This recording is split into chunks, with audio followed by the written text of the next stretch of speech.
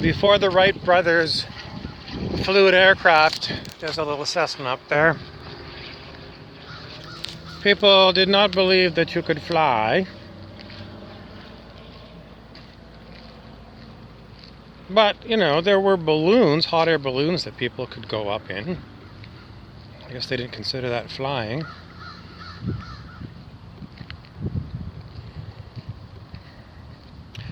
There was a movie called House of Numbers that was trying to poke holes into the scientific theory that HIV causes AIDS.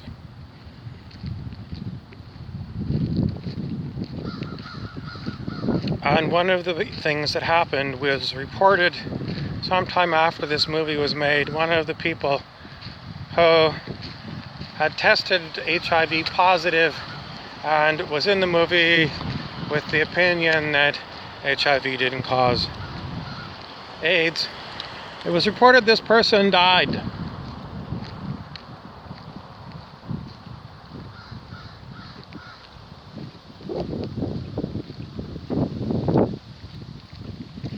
Now, with COVID-19, we have had a lot of citizen reports that say, my family member died and they marked it COVID-19. And these people go on to say, but this was an elderly person and they had multiple kinds of health problems.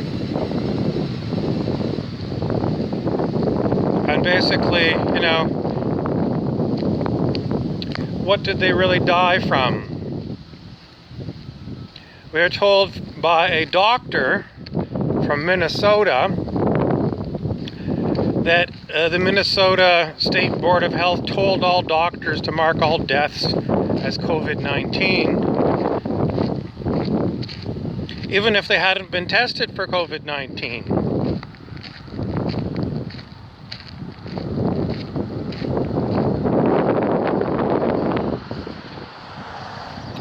What are we to make of this?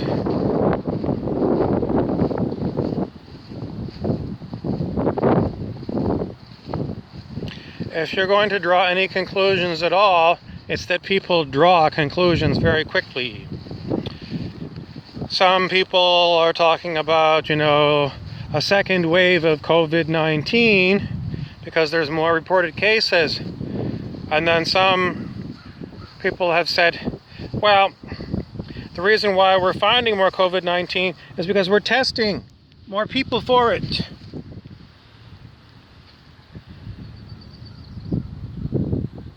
The more you test, the more you're going to find. If they took one day out and they tested everybody for COVID-19 in one day, everybody on the planet, what did they really test for? Well, the question is, what exactly does a COVID-19 test for?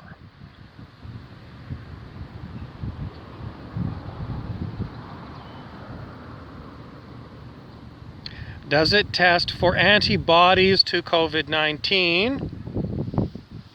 In which case, someone might have developed antibodies for COVID-19 and they're immune to it. So is it a big problem that they are testing positive to COVID-19? You think of the number of flu viruses over the decades that someone, my age, in my 50s, has been exposed to. Lots.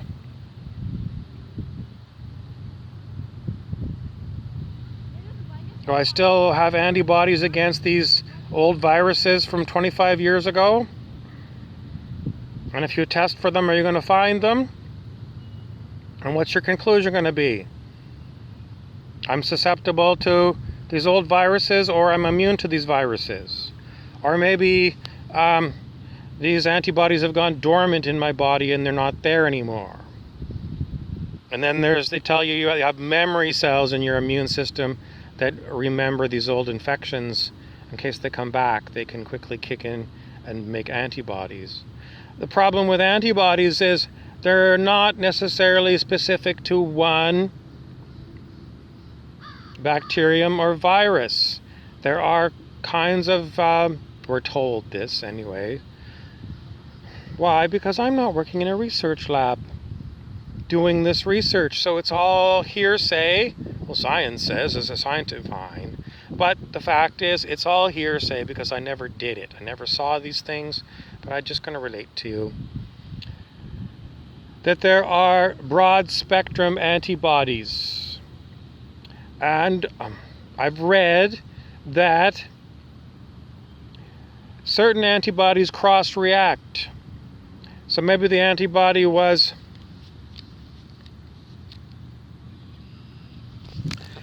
against the pollen from this little flower right here, this little yellow flower. But, you know, this blade of grass here, the antibody cross-reacts with this. In other words, if you've got your antibody test and you're testing for COVID-19, what's to say that you get a positive and it's because the antibody you're testing against or testing for was for a different kind of coronavirus. Coronavirus is supposed to be a broad family of cold-like viruses. You don't know. And we know, because it was announced, that in the United States, the CDC's first batches of COVID-19 testing kits were no good. They were contaminated or something, and they didn't give proper results. So what kind of tests are we testing for now? No one knows. They just keep reporting it on the news. Positive test, positive test, positive test, and what exactly does it mean?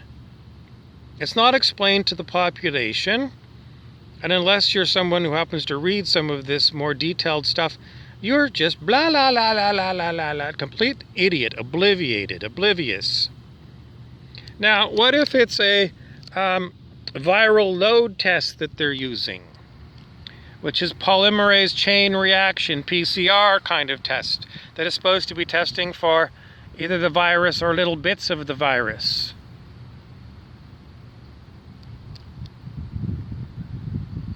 Well, I can only give you Dr. Kary Mullis, who invented the PCR technology, and you can still watch him. He's passed on, so you can't directly interview him, but you can watch his videos where he doesn't have a very good opinion of scientists because they don't do good science, and they use this technology, PCR, in improper ways, in his opinion, to do things that they do.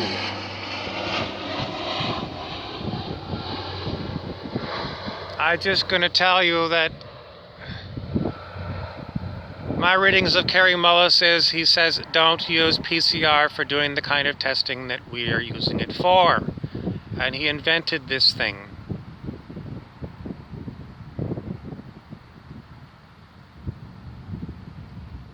So what about the woman who was in the HIV movie House of Numbers who died after the movie? Are we to assume that she died of HIV/AIDS or something else?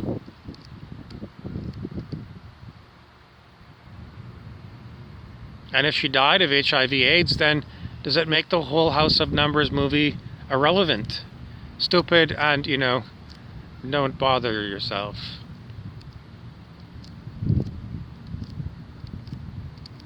It seems like an inconvenient truth. That is, humans die. And to attribute what they die from, well, with this particular person, they didn't describe too much about, what her final moments on Earth were. Did she have, all kinds of infections, like full-blown AIDS?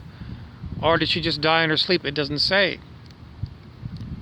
And this is what we suffer from on planet Earth. A lot of stories where we don't have full information and we're left to guess what it means. And that seems pretty stupid to me.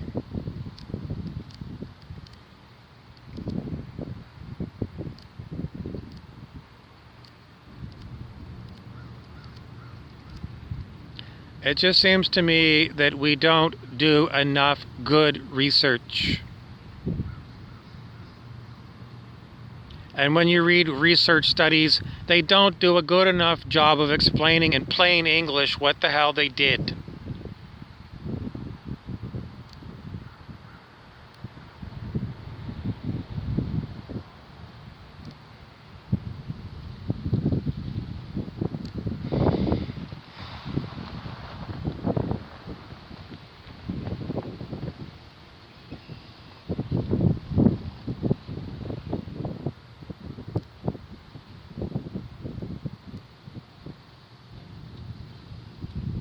People say, I'd rather be safe than sorry.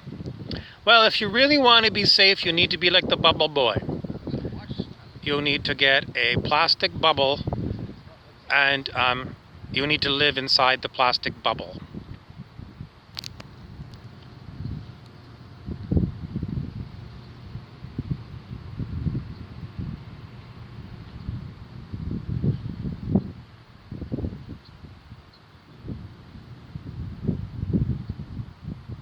That's all I have for you today. Thanks for watching, and, if you were going to draw my conclusion out of me, what to make out of House of Numbers, I'm going to tell you the truth. There are people who still question this virus theory of disease.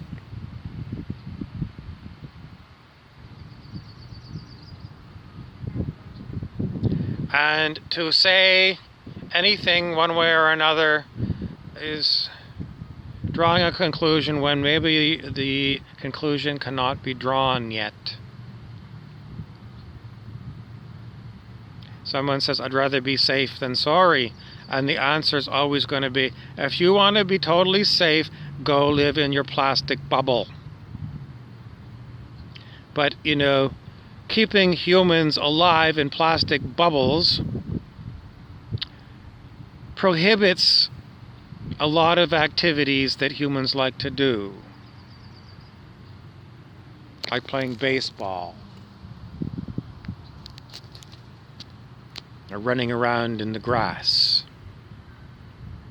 So I cannot buy, let's be safe and live in bubbles. If you want to live in a bubble, fine, but I do not want to be told by fat controllers and regulators that everyone's got to live in a bubble forever, so that you can live till, they still haven't cured death at old age, whatever that's going to be.